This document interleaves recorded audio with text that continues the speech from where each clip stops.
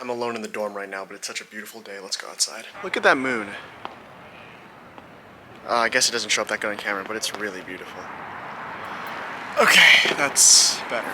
Dear future soulmate, how was your day? Mine was fine.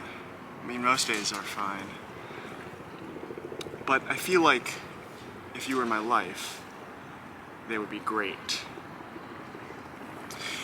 But let me clarify before I go off on tangents galore. I don't know why I'm speaking, first off, I don't know why I'm speaking poetically. I don't speak like this at all, normally. But basically, well, I call you my soulmate, but let me be clear that I don't believe that soulmates, as we traditionally think of them as a concept, exist. I don't think that soulmates are made for each other. I think soulmates make each other. You know, it takes years of commitment, compassion, and communication until two people look at each other and say they were meant to be. I don't think anyone is right for another person to begin with. I think they have to spend a lot of time getting to know each other and getting to help each other grow as people before they are right for each other. But what is this? What am I doing here on the Hudson River at 5:09 in a New York winter? Well, it's not even really winter because it's warm this year. It's 2023 and it's warm in end of January, start of Feb, which is weird. But what am I doing here? Well, I was going through my notebooks the other day and I found this, which is my oldest notebook. I've had it since I was a freshman in high school. And there are some things in here like, you know, there are brainstorming for story ideas that maybe I've made by the time you've seen this video. What else? There's like sketches, and this is when I was making the home music video. I counted how many times someone was in the video to make sure there was balance. But the most important thing in this notebook, the reason I will never throw it away, and the reason why this will probably be the first notebook I ever show you, is because of this. Dear future soulmate. Now I checked my messages history because I remember I texted some of my friends about this when I initially wrote it. September 1, 2019. Nearly 4 years ago, I wrote these words into this notebook, and it eventually spawned into a full-length letter. And I was writing to you.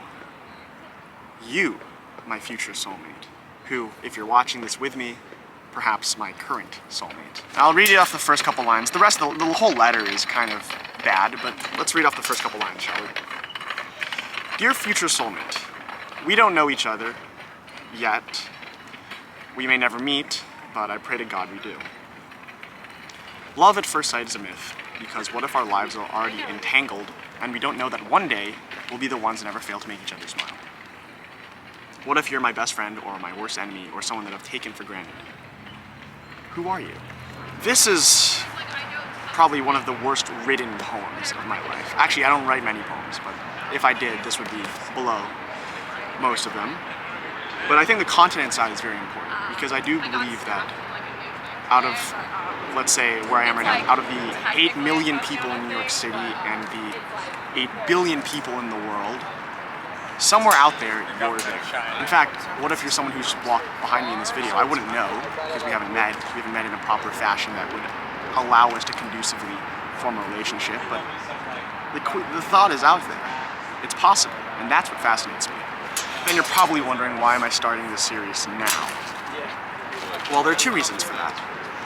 The first reason is that today, the day that this goes live on YouTube, is the 1-year anniversary of the first vlog that I ever made. I've been making actual YouTube videos, or YouTubing, for 1 year now. Now, if I was smart, I would have made like a, hey Cal, this is me from a year ago video, but I didn't think I would get this far because it's a year. A whole lot of stuff has happened in the last year. And I'm still making videos on this bloody website where I only get like 100 views a video, and really less than that. But it's never been about the views. So what has it been about? Well, that's the second reason. I've told my friends this, that I think filmmaking is a gift. One of the most enjoyable things in my life is making videos for people in my life. You know, I made a video for my parents' anniversary. I've made videos of me playing Minecraft with my brother. I've made videos of me hanging out with my friends. These are videos that I hopefully intend for these people to see and watch and reminisce on those good times. making videos for people is really enjoyable. I mean, I like doing services. I think that's probably my love language. If we're dating and we're about to get married or whatever, you probably know this. I've probably done things for you. And recently, I've kind of been losing some motivation on this platform. One is it's a mixture of me kind of like getting bored. Like, I'm not really interested in making vlogs. I mean, I still like making them, but I want to try something new, something that'll really get my creative juices flowing. And I'm making a comic right now, which is kind of fulfilling that role. And hopefully, by the time we get married or whatever, I've made the comic and it's published, and we can read it, whatever. Where was I going with this? Oh yeah, but I realized that if I'm going to be making videos sustainably, and also I want to just be able to show you the parts of my life that you weren't present for, I should be making films for you. So here's what I'm promising you. This is going to be a series. I don't know how often I'll post, but probably a couple times a month, where I just fill you in, you specifically, about what's been going on in my life, the things that are happening on in my day. It might be something as banal and boring as just sitting on the Hudson River. It might be something super big, like maybe I win an award or something, which I doubt will happen anytime soon, but it's possible. So that's my promise to you. You have to promise me that you'll watch these, and I'll promise you that I'll make them. Yeah, I guess that's all I really have to say. Until then, whether or not you ever see this before we meet, or you're watching this right now, take care of yourself. Okay, don't get yourself hurt. Yeah, and this series will end when I'm about to get married.